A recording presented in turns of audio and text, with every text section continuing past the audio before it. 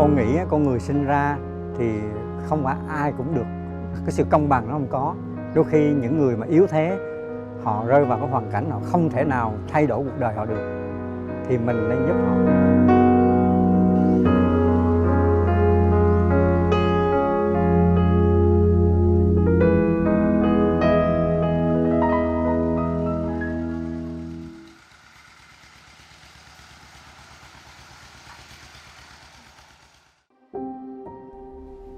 Chúng tôi có dịp tới xã Minh Hòa, huyện Châu Thành, tỉnh Kiên Giang.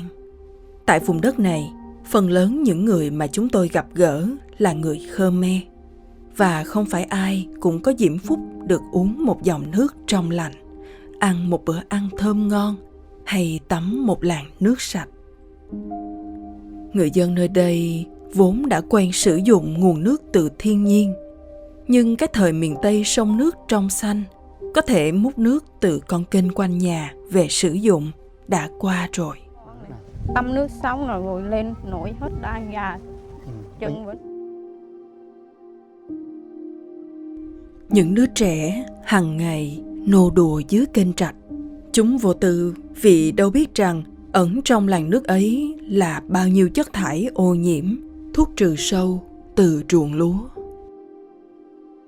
Giống như là chai nước hay là bọc ly hay là thuốc này nọ rồi giật cái dục bỏ xuống sông rồi ở trên đồng ruộng hay là nước chảy xuống. Lúc mà người ta xả lúa rồi mình có ngứa, tại vì nước nó đen, cái này là mình phải tắm, còn nước thì mình uống nước mưa. Người dân biết rằng nguồn nước ô nhiễm sẽ gây ra nhiều bệnh tật. Biết thì vẫn biết thế, nhưng không phải ai cũng có điều kiện để tiếp cận với nguồn nước sạch. Đó vẫn cứ là giấc mơ, nhất là đối với những gia đình nghèo. Dẫu vậy, có một người đã mơ cùng giấc mơ ấy với người nghèo và cố gắng để biến nó thành hiện thực.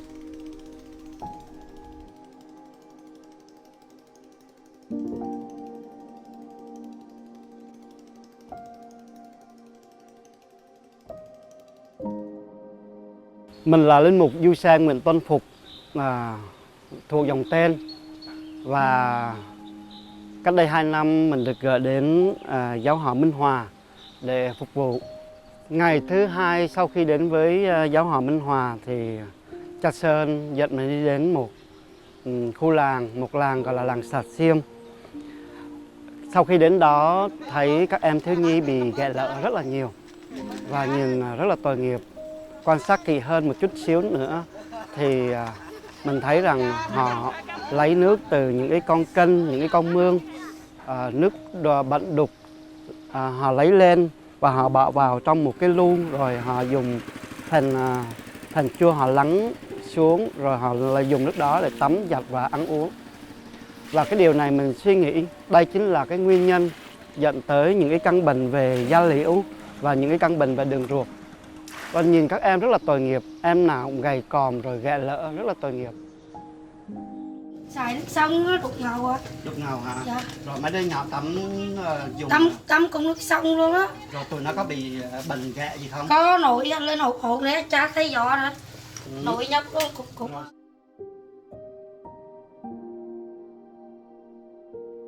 Và mình đặt câu hỏi vì sao vậy?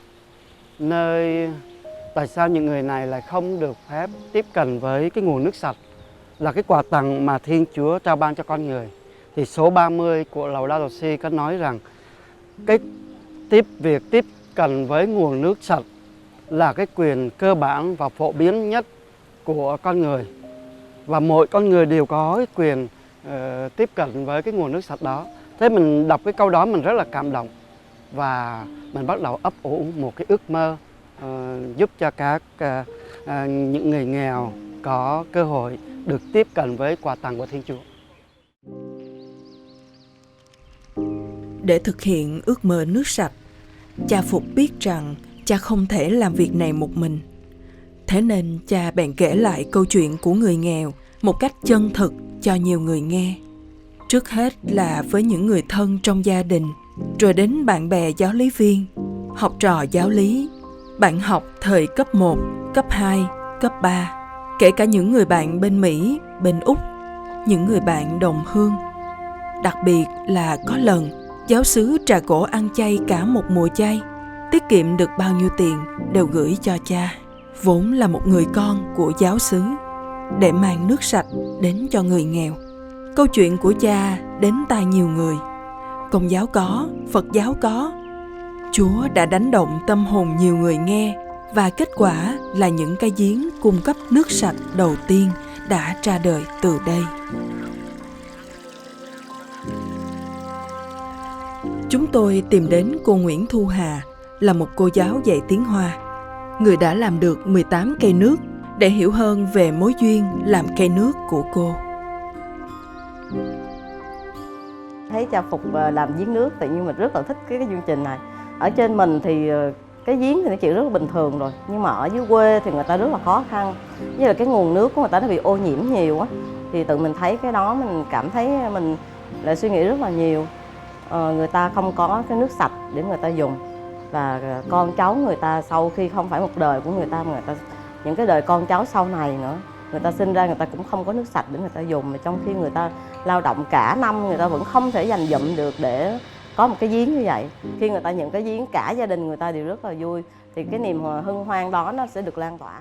Hiện tại thì mình có một vài bạn bè là giao ước với nhau là sẽ làm cái chương trình này cho đến ngày mà mình đi về bên cõi bên kia. Và trước chót là mình sẽ có vài bạn bè như vậy là dự kiến với nhau là sẽ đính ước với nhau là như vậy luôn, sẽ làm hoài như vậy luôn. Và còn nếu mà có khả năng mà bạn bè học trò ủng hộ hơn thì mình sẽ làm nhiều hơn nữa. Dạ. Cái niềm hạnh phúc nhất đó là cái dự án giếng nước đầu tiên của mình dành cho cái làng Xà Xiêm. Sau 1 tháng mình thực hiện giếng nước cho làng Xà Xiêm, mỗi gia đình một giếng nước, và mình trở lại thì các em thiếu nhi mình không thấy ghẹ nữa, mình thấy dao nó rất là láng, và cái điều đó là điều hạnh phúc. Mình thấy rằng đây là cái lời mời gọi của Chúa khi mình muốn mình tiếp tục dấn thân vào cái việc mà giúp cho người nghèo có điều kiện tiếp cận với nguồn nước sạch. Tắm nước giếng hả? Rồi, hồi trước có tắm nước sông không? Có luôn hả? Trước đây ghẹ là đâu rồi? Cho cha coi thì hết chưa? Hết rồi. Trời ơi, bà mơ ước bao nhiêu năm rồi mới có được cái nước phải không bà? Đây bà là 72 tuổi rồi, 71 tuổi rồi. Rất là vui, tại vì có cây nước xài, có nước sạch sẽ xài nữa. Tắm này kia nó không có nước thì vẫn có nước uống nữa. Ví dụ như là cái giếng hết dùng được nữa thì mình lại tắm nước sông, mình có sợ không? Sợ, bây giờ nước sông tục hơn gì nữa. Tục thì cái cha, lâu không thấy cha mừng chứ. Không thấy cha mừng hả? Không có, bữa họ không thấy cha rồi giờ thấy mừng. Giờ thấy mừng. Tính tới nay, sau 2 năm thực hiện chương trình giếng nước, cha đã làm được hơn 250 giếng và trở thành cánh tay nối dài của những người có thiện chí giúp đỡ người nghèo. Dẫu biết việc khoan giếng về lâu dài có thể gây ảnh hưởng đến mạch nước ngầm, nhưng trước mắt khoan giếng vẫn là giải pháp cần thiết để đem đến nguồn nước sạch nhanh nhất cho người dân. Bên cạnh đó, cha cũng hướng dẫn người dân sử dụng nước có ý thức hơn và gìn giữ vệ sinh môi trường để nguồn nước sạch ấy được duy trì cho đến các thế hệ tương lai.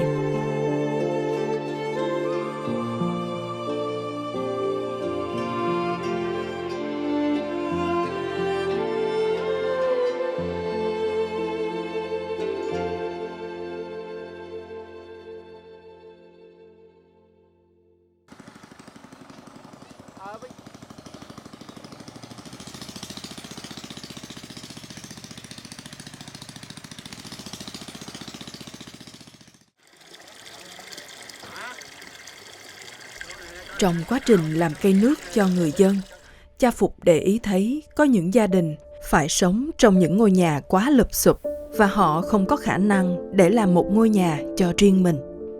Vì thế, cha đã bắt tay vào thực hiện chương trình Ước mơ một mái nhà để đem đến những ngôi nhà mơ ước cho người dân nơi đây. Ước làm nhà trẻ để đừng cho nó mưa nó nhột xuống, cho mấy nó ngủ rồi sợ ướt. Thế thì buổi tối chúng con ngủ ở đâu? Ngại ngùng chỉ vào chiếc giường cũ trong căn nhà lá. Anh Lý Huỳnh cho biết một chiếc giường đó cả hai vợ chồng và 3 đứa con cùng ngủ chung. Ngày nắng thì còn đỡ, chứ không may gặp ngày mưa thì cả gia đình lại phải chạy sang cầu cứu ông nội sắp nhỏ bên cạnh. Vốn hoàn cảnh của ông bà cũng không khá hơn là bao. Con có nhàu không? Không, hồi nhỏ tới lớn không biết nhau. Hồi nhỏ tới lớn biết nhàu, cái xóm này có nhàu nhiều không con? Số này người ta cũng biết, người ta có phiêu đâu, người ta thấy mình không có nhậu.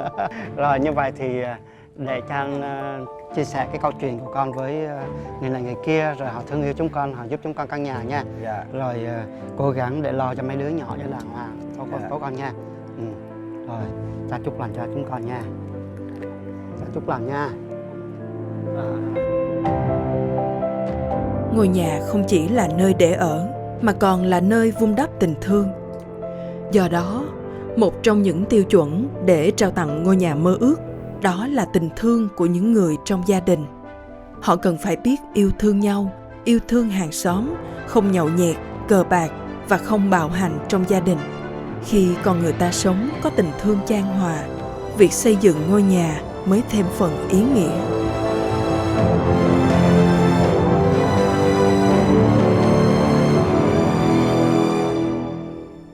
Dạ, con là Teresa Dương Thị Tố Trâm. Con thuộc dòng nữ tỳ thánh thể. Con cũng có một số ân nhân là cũng muốn giúp cho bà con ở đây có cái nhà, rồi có cái giếng hoặc có cái nền nhà. Rồi con biết cha Phục và con cộng tác với Ngài. Con có ấn tượng là khi con đi đến thăm ở một cái chỗ ở người đồng bào ấy, thì 3 đứa con với 2 vợ chồng làm một cái chòi rất là nhỏ bằng một cái giường mét 6 của mình thôi. Ở cái mé sông ấy, chỉ che bằng cái bạt màu xanh đấy. Mà 5 người chui vào trong đấy, sinh hoạt ăn uống là bếp núc là ở có một cái thước 6 thôi. Mà gió đưa thì con bảo là bão thì không biết như thế nào, mà 5 thành viên vào trong đấy cứ chui rúc vào trong đấy. Con rất là thương, con bảo trời ơi, tại sao anh em của mình bị sống khổ như thế, mà mình tại sao mà mình không có cái tiền bạc, nhưng mà Chúa gửi người này người đấy qua mình, thì tại sao mình không biết cộng tác đấy, cộng tác với mọi người để giúp cho họ có một cái nhà ở cho nó ra cái nhà, chứ không phải là cái chòi. Hồi đó là ở sông 5 người trong gia đình, 3 đứa con, 2 vợ chồng.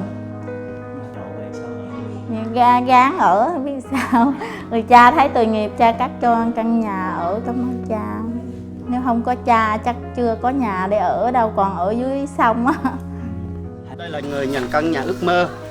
Đó là cái nhà cũ của gia đình. Đó chúng ta thấy cái chòi đó. Khi mà làm căn nhà này á thì nhà không có đất. Cầu mà bên này mới cho miếng đất. Rồi ân nhân cái nhóm của thầy Hùng mới giúp cho cái tiền làm căn nhà này rất là nhiều. Thế là nhà này cũng làm trên cái nền đất mềm, đất từ dưới nó đưa lên còn mềm làm luôn. Còn căn nhà rất là cứng cáp. Thầy Hùng, ân nhân của gia đình Thị Sim, vốn là một Phật tử nhưng đã cộng tác với dòng chú Cứu Thế được 20 năm trong việc khám bệnh cho người nghèo. Trong một chuyến đi về miền Tây, thầy gặp cha Phục và từ đây mối duyên lành của thầy đã rẽ sang một hướng mới. Mình tên là Hùng, Trần Quốc Hùng, sinh năm 60, tức là năm nay được là 62 tuổi. Là trước đây là làm thầy giáo, hiện tại là về hưu.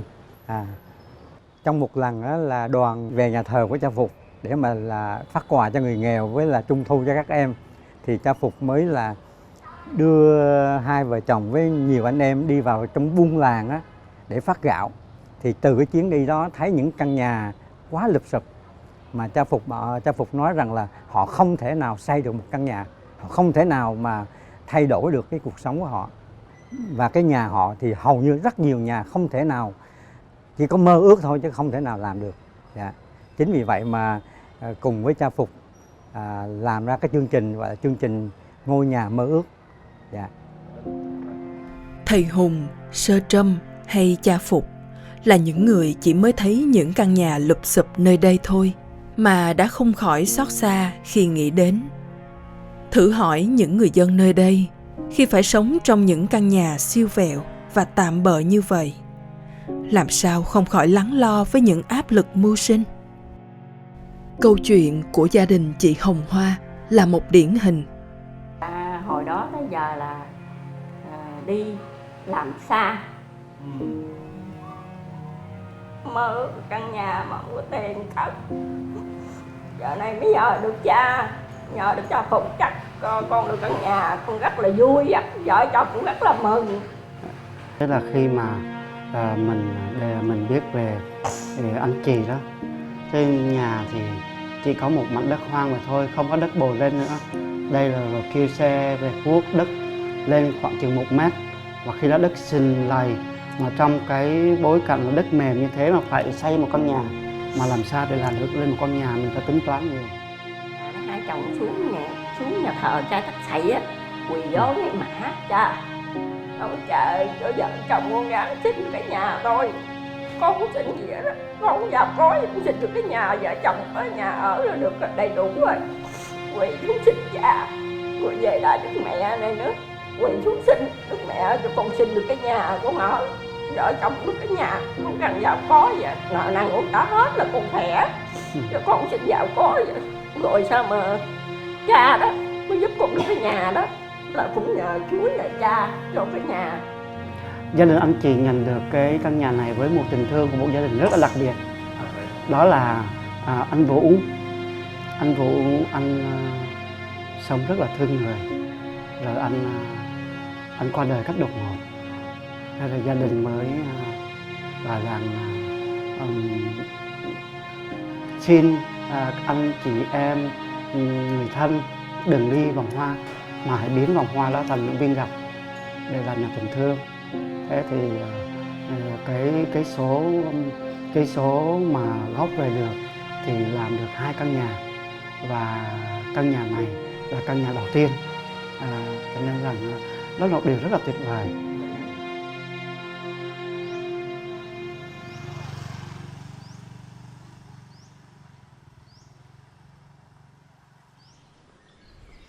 Để xây một ngôi nhà thì cần khoảng 30 đến 40 triệu đồng. Nhưng không phải lúc nào cha cũng kêu gọi được ngay số tiền ấy để kịp thời dựng nhà cho người dân. Dạ, có nhiều cái khó khăn lắm. Thứ nhất là nhiều khi mình quyên tiền không kịp. Dạ, cái nhà mình thấy có một ông ở dưới Kiên Giang là ông sụp cái nhà rồi, bảo sụp nhà còn mấy cái giường thôi. Bây giờ mà chờ đủ tiền thì làm sao mà ông ở đâu? Thì quyết định con với cha quyết định là xây cái đã, rồi mình quyên góp sau. Nhưng mà thường là do sự sắp xếp của bề trên, sắp xếp của Chúa thì lúc nào nó cũng xong. Dạ. Không phải tất cả những ân nhân của chương trình Mơ Ước Một Mái Nhà đều là những người giàu có. Nhưng từ tấm lòng thiện chí của họ mà rất nhiều gia đình đã có được ngôi nhà mơ ước. Thì con nghĩ con người sinh ra thì không phải ai cũng được, cái sự công bằng nó không có. Đôi khi những người mà yếu thế, họ rơi vào cái hoàn cảnh họ không thể nào thay đổi cuộc đời họ được, thì mình nên giúp họ có một cái chỗ ở trước khi họ đi an cư, họ mới lạc nghiệp được. Thì chính vì đó là cái mục đích mà con với cha Phục muốn làm. Nhà, một ngôi nhà có thể cứu hạnh phúc của gia đình họ. Khi có đủ phương tiện sinh sống trong tư cách của một con người, phẩm giá của họ được tôn trọng. Họ nhận ra rằng họ cũng xứng đáng được yêu thương. Vì vậy, ngôi nhà không chỉ là nơi xây dựng tổ ấm, mà còn là nơi ươm mầm cho tương lai. Tính tới thời điểm chúng tôi ghé thăm, chương trình Ngôi Nhà Mơ Ước đã làm được 55 căn nhà. Đó vẫn là một con số rất nhỏ so với tỷ lệ hộ nghèo nơi đây. Nhưng liệu rằng khi có nước hay có nhà, họ có thoát được cảnh nghèo hay không? ở trọ không không có nhà. Rồi bây giờ cha cắt được cái nhà rất là mừng, nhưng mà chưa có thời gian về nhà ở luôn. Giờ gia đình vẫn còn khổ, giờ đi các cậu làm mướn, mà ước là đầy đủ, có tiền có bạc là về nhà ở.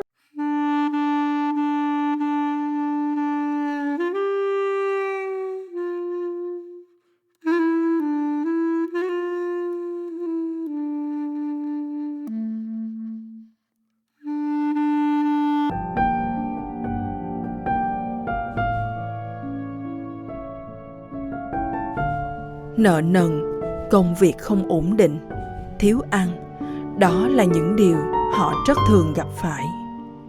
Nguyên nhân sâu xa của đói nghèo bắt nguồn từ nhiều yếu tố, cả khách quan lẫn chủ quan. Tại vì cái người dân tộc Khmer họ cái kiến thức họ rất là thấp, ngôn ngữ họ bị là không được hòa đồng với cái cộng đồng người Kinh, rồi những cái đất đai tài sản mà để sinh lợi họ không có, cho nên cái khả năng vượt nghèo họ hoàn toàn không có. Hôm ấy con đi đến thăm một cái gia đình đó thì là có 2 em gái. Đấy, một em học lớp 7 và một em học lớp 6. Thì hỏi là con còn đi học không? Nó nói là con mới nghỉ học. Thì chúng con thật sự rất là băn khoăn, bảo là con không có tiền hả? Nếu mà không ấy thì sơ giúp.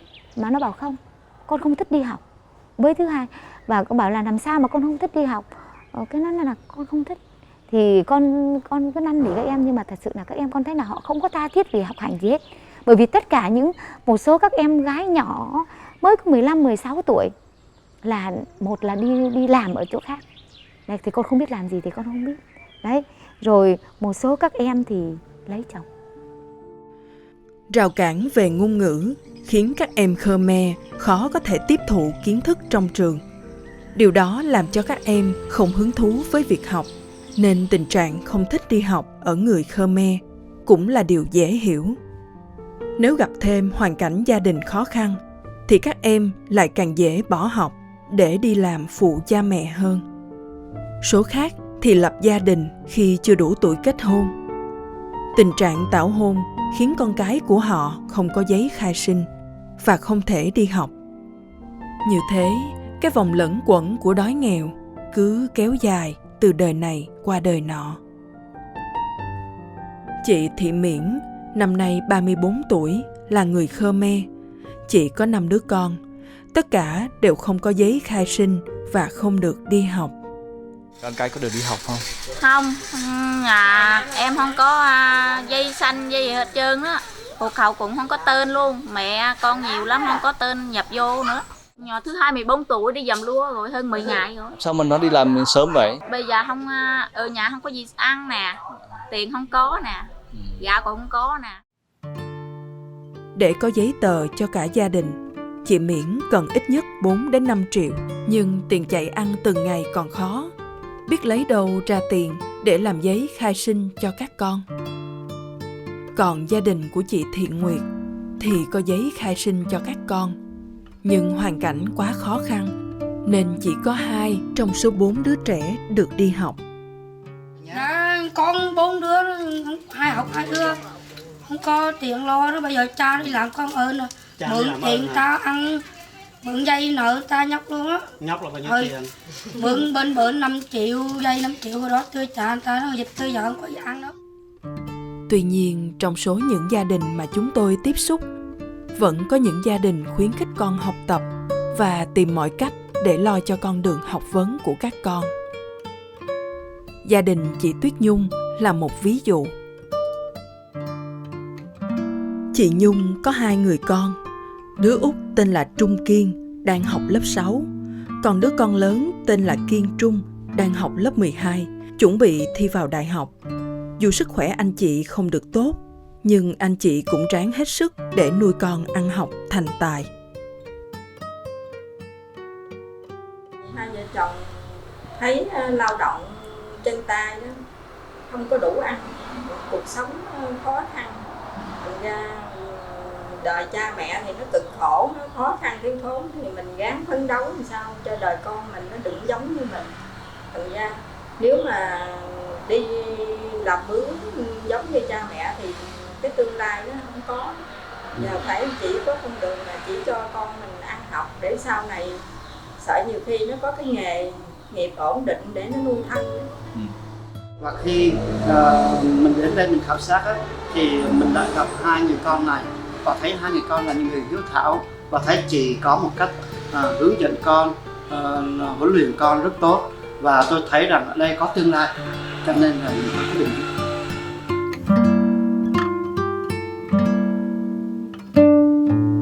Không được may mắn như anh em Trung và Kiên. Khi có cha mẹ chăm lo, Hiếu phải một mình bươn chải để lo cho hai đứa em ăn học. Giới thiệu với mọi người, đây là em Hiếu năm nay 17 tuổi, và đây là em Trung còn đi học, và em Nam con học lớp mấy rồi con? Con học lớp 1 rồi. Con học lớp mấy rồi con? Lớp 6 rồi. Khi mà mình vô tình phát hiện ra căn nhà này á, thì căn nhà nó không còn cái gì nữa, vài tấm lá tre ở trên thôi, rồi các em nó cũng không có nước uống. Đầu tiên mình làm cho các em giếng nước uống, rồi sau đó xin ân nhân giúp cho các em căn nhà. Hiếu là con lớn trong gia đình, cho nên rằng phải đi phù hồ để kiếm tiền nuôi hai em, rồi đi làm tất cả mọi việc để có thể có tiền lo cho các em ăn học.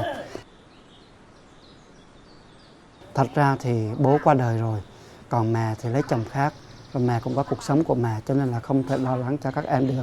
Căn nhà này được dựng nên để cho 3 anh em, và lâu lâu mẹ về thăm, ở vài ngày về thôi. Cái tay của con bị sao vậy? Dạ con trước đi làm xới máy mài, nó mài trúng thịt, rồi nó cử quên cử rồi nó nổi lên đi. Con có ước mong như thế nào về cái cuộc đời của con, rồi cuộc đời của các em của con đó con? Con ước mong chỉ mong cho lo cho hai thằng này tới lớn ăn học thôi à. Con thì tự con làm cũng được. Lo cho hai đứa em trước. Nếu mà em đi làm được đúng không anh? Sáng chịu khó thức sớm làm nấu, rồi nhờ ở nhà rửa chén với nấu cơm chiều giùm thôi. Một mình Hiếu lo hết. Con có bao giờ phải đói không? Không, đó vậy mà gắng mà không cho anh em, cho mấy đứa em đói đâu. Chúng tôi chia tay anh em Hiếu mà lòng không khỏi thương mến và cảm phục. Chúc cho nguyện ước của Hiếu thành hiện thực và cuộc sống của các em từ đây sẽ được khởi sắc hơn.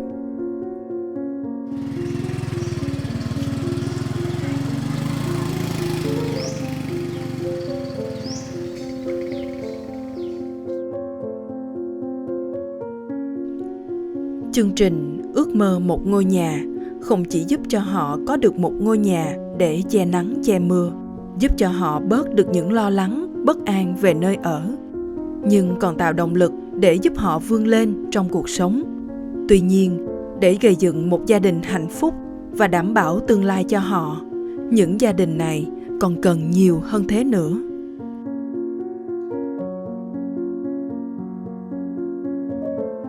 Thì cái văn hóa là nó là cái bước đầu tiên để mà thay đổi cuộc đời.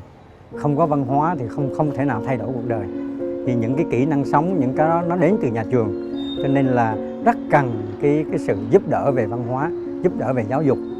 Và con có cách đây 2 ngày con với cha Phục lên thăm một cái nhà cuối cùng, nhà 18 á, thì con có nói với các em Hermani á, là em đó người ED, chồng em chết có 2 đứa con, thì con có nói với em á, cái nhà này chỉ là cái nơi để con về thôi, cái nhà này là cộng đồng lo cho con, cha xứ lo cho con, nhưng mà cái quan trọng nhất là đời sống tâm linh của con. Nếu đời sống tâm linh con tốt, đó là cái nền móng để cho 2 đứa con sau này nó dựa vào đó mà nó sống nên người. Nếu con nên người thì con sẽ không có cực khổ sau này. Giáo hội mình nên có những người thật sự có một cái tâm huyết, đến mình phải thật sự phải tâm huyết lắm đấy, để đến mà mình chia sẻ, hoặc là có thể nếu mà mình dấn thân mình đến tận nhà, mình nói với bố mẹ, ý là mình giúp cho bố mẹ trước đó, bố mẹ hiểu xong bắt đầu là giúp cho các em. Phải nói là rất là khó khăn, nếu mà giáo hội mình mà muốn đi vào trong đấy thì con nghĩ là mình phải làm như thế.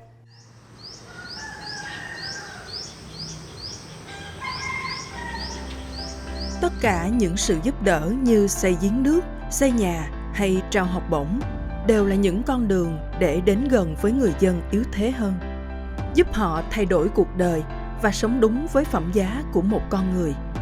Khi cảm nhận được tình yêu thương và sự giúp đỡ chân thành, họ sẽ mở lòng ra và đón nhận những cơ hội thay đổi cuộc sống cho gia đình mình. Không chỉ cho hiện tại, mà còn là sự thay đổi cho một tương lai xa hơn. Chính vì thế, chương trình rất cần đến sự cộng tác, hỗ trợ của nhiều người hơn nữa. Thì mình thấy cái chương trình này nếu mà được nhân rộng ra thì giúp ích được rất là nhiều người. Cho nên nếu mà có cơ hội hoặc có dịp thì mình vẫn muốn cái chương trình nó được nhân rộng ra.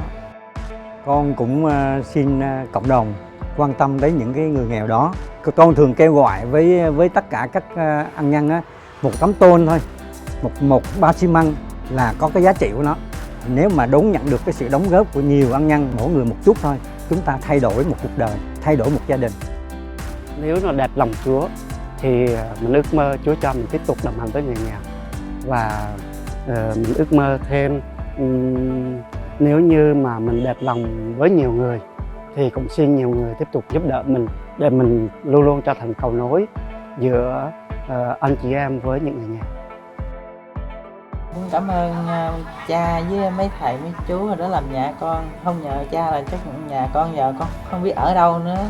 Ở đó nhà chỗ hết trơn rồi đó, vừa dỡ ra nó một mối nè hết trơn. Ông giờ cha không biết sao là có nhà chỗ này đâu. Con cảm ơn chú. Cảm ơn. Xin cảm ơn cha chú rồi với ăn nhân đã giúp cho con nhà ở, rất là cảm ơn nhiều. Con hứa sẽ gắng làm ăn. Con cảm ơn rất là nhiều, tại vì giúp con được cái mái nhà thật là ấm, để có động lực làm nuôi con cái con sau này nữa. Xin chào anh chị em là Danh Dược. Cảm ơn anh chị em đã giúp đỡ cho em. Cảm ơn ngài giúp tôi, căn nhà này tôi vui lắm. Nhà tôi sập 7-8 năm mà bây giờ cha cho con và anh chị cho con rất là cảm ơn. Con cảm ơn cha và các anh chị em đã cho một căn nhà. Con xin cảm ơn.